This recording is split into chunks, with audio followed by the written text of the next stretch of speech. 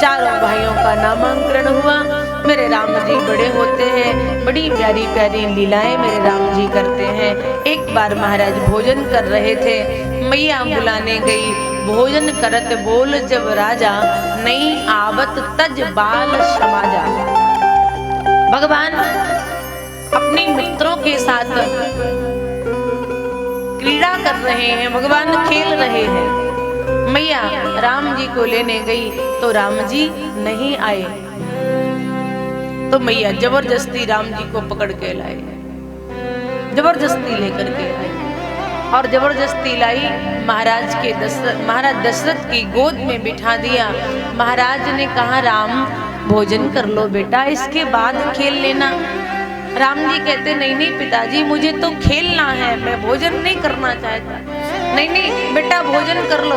अब जबरदस्ती महाराज भोजन करा रहे हैं, लेकिन राम जी का मन नहीं है। राम जी का मन तो बच्चों के साथ खेलने में ही है। तो राम जी देख रहे हैं कब मौका मिले और हम भागे। महाराज ने जैसे ही दही और चावल लपेट करके राम जी को खिलाए और खुद खाने लगे, सो जैसे ही महाराज का हाथ ऊपर हुआ, बगल से जगह मिल गई, सो राम जी धीरे से खिसक गए।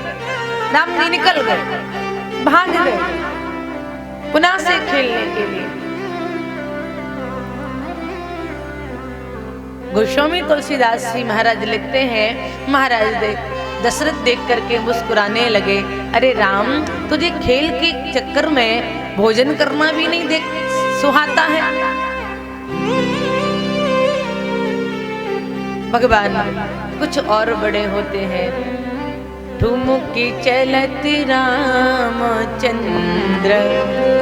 बाजत पैजनिया, ठुमुकी चलत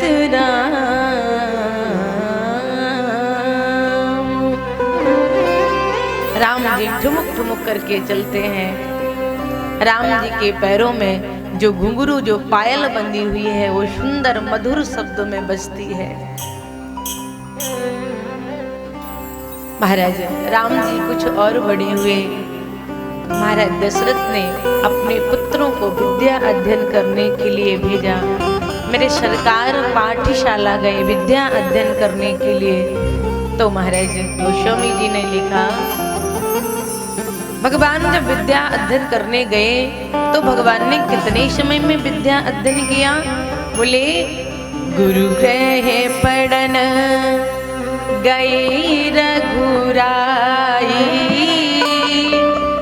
अल्प काल विद्या सब पाई, गुरु ग्रह पढ़न। भगवान विद्या अध्ययन करने गए तो अल्प काल में ही भगवान ने समस्त विद्याओं का अध्ययन कर लिया। अल्पकाल किसे कहते हैं? बोले अल्पकाल 64 दिन में भगवान ने 64 कलाओं का अध्ययन कर लिया। शास्त्रानुसार 64 कलाएं होती हैं। भगवान ने 64 दिन में ही 64 कलाओं का अध्ययन कर लिया, इसलिए अल्पकाल विद्या सब पाई।